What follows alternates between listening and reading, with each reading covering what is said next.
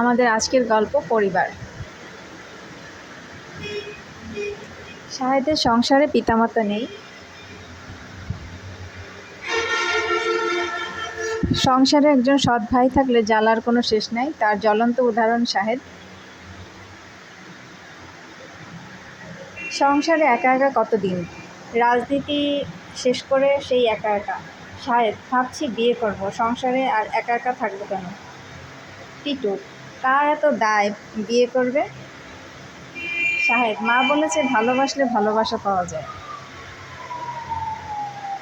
রাজা: মিস্টার কবি বলেই হেসে দেয়।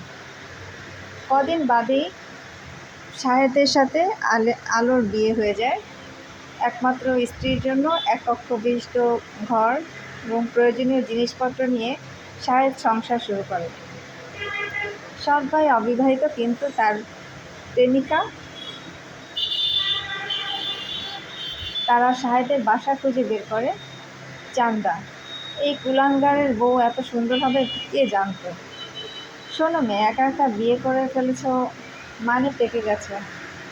নেহাত আত্মীয় বলে মায়া হয়েছে, দু কথা বলছি। বিপদে পড়লে এই আমাকে বলবা। আমি কি পর ছিলাম?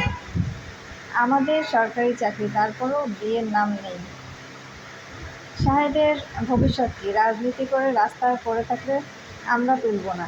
এখনো সময় আছে, যাও, বাচ্চা হওয়ার আগেই যাও।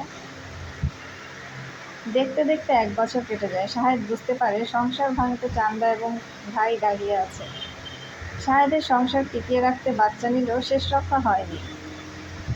শাহেদের নামে মামলা হয়, তাকে বাসা ছেড়ে পালাতে হয়। আলো অনেকটা নিরুপায় হয়ে চান্দার সাথে অমানসিক নির্যাতন সহ্য করে থাকে। শুরু হয় শাহেদের পালিয়ে থাকার অভিযান।